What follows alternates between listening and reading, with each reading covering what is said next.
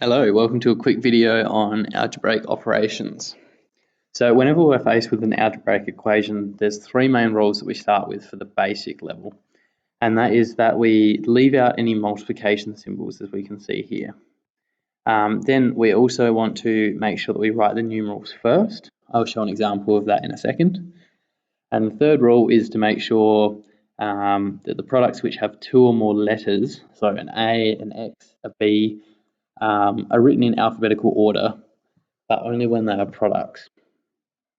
So we'll get into some examples and it'll make a bit more sense. So we'll start with product notation. So this is where we're mostly removing just the multiplication symbol. And so how that works is if we're approached with an equation like this one, the 5 times x, all we do is we have to make sure that the numeral is first. So we write the 5 and then we do, we don't tread on the keyboard, we go 5x, okay? Nice and simple, just like that. I will change the color just so it's easier to follow along. So once again, we make sure we write the numerator first and then the letter next. So if we're approached with something like this, where we've got the 2x times a minus b, we can't actually blend the a and the b together, but we can put the 2 and the a together because of that algebraic rule. So we get rid of the x again, and it will be rewritten as 2a take b. And that's still saying the same thing. We've just gotten rid of that x, or the multiplication symbol. So then next, we'll merge down to this question here. And so this is p times q plus r. And so the main thing we have to keep in mind with a question like this is that there's no numbers, obviously. We have to make sure that we keep the letters in the alphabetical order. Luckily, this one is already set up that way. So we just get rid of that multiplication symbol once again. And we do P, Q plus R, okay? Quite nice and easy. This next one is where they're more challenging and looking at whether you recognize you have to align them to the alphabetical order. So for this scenario here, B times A takes C, it's the same rules apply. We can remove that multiplication symbol. There's no numerals to write first because there's no numerals in this equation. So we just have to make sure that we put in alphabetical order of the products. So because A and B are timesing together and A comes first in the alphabet, we'll write A, B, take C. Notice how that they have switched around, so it is in alphabetical order. We cannot combine the C with that equation because obviously it's a subtraction sign and not a multiplication sign. The next thing I'd like to take you through is writing sums as products. And so this is where it's a nice shorthand way of saying a longer equation, especially when we're approached with something like 2 plus AA plus BP. But we'll start with the one with the Q's. So another way we can write 3 Q's is 3 times Q. And then we can even shorten that one step further and just make it 3Q, just like that. And we've still followed the right laws.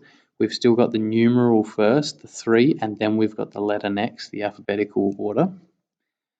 And especially for one like this, the 2AA plus BB. So what happens is we can say 2 plus, and then we've got 2 lots of A, so we'll do 2 times A. I'm just going to do it the longhand way. You can shorten it if you're okay with that. And then plus 2 times B, because we've got 2 lots of B. Then obviously we go back to the first rule, which is leaving out the multiplication symbols. So then we bring it to 2 plus 2A plus 2B. So it's in alphabetical order because it goes A, B. We've got the numerals first, and we've also removed the multiplication symbols. So we're going well. The last thing I want to quickly go over is index notation. So we have already done a unit on this, and this focuses on index notation specifically with algebra. So if we come across an example like this one here, we've got 3 times 3 times 3 times 3. Obviously we can write that as 3 cubed, just like over here. We can do the same thing with letters. So for example, we've got 4 B's timesing together. So we just write b to the cube, just like this. It's just the mirror of that, except we've got a letter instead of a number. And then the final one is when it's a big equation like this, we can combine it all together, okay? So how it works is we'll do the 8 first, times by b to the power of 2, because we've got 2 lots of b, times by a to the power of 3, because we've got 3 lots of a. Now, we're not quite done yet, because there's 2 rules that we have to apply. We have applied the index notation, but now we have to think about whether the numerals are coming first, and then also whether we're leaving out the multiplication symbols, and thirdly, whether they contain 2 or more letters, which they all do. So every rule applies in this scenario. So there's still more we can do.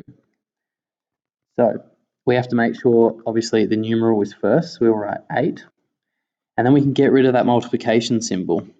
But we also have to remember that the numerals the letters have to be in alphabetical order. So we'll do 8 times by a to the 3 times by b to the 2. Notice how they are in alphabetical order. That is the main key feature that you have to notice, and that there aren't any multiplication symbols. We could have added an extra step, which I'll do here just to help show it a little bit clearer, like that. And then after that, we are moving it back into that shorthand form of the index notation. I hope this helps to clear up any questions you have, and if you've got any more questions, feel free to let me know or leave them in the comments. Thank you.